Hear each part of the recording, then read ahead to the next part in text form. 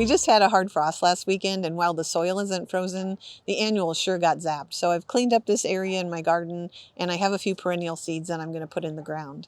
The reason I'm planting them now is not because I expect them to germinate and grow, but because they need stratification.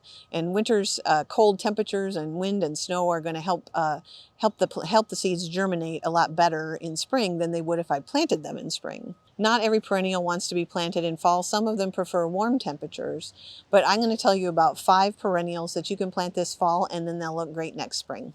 The first one I have is delphinium. Delphiniums are a beautiful flower that will do a lot better if you plant them in the fall.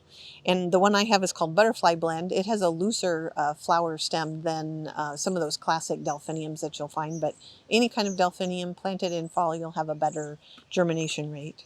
And then I've been trying to plant more for the pollinators. So I've got some anise hyssop, which will have lots of sort of pinky purple spikes of flowers in the summer, and it's great for my Midwest garden. It doesn't mind the humidity so much as some of the others.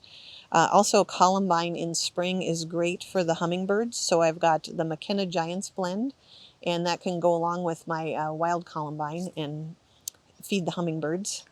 Coneflowers, great for another native plant that the butterflies like in the summer, and then you let the seed heads go for the fall and winter, and the goldfinches come in. And then the last one is rattlesnake master, which is related to sea holly. It has these cool little clusters of ball-shaped flowers, and insects love them.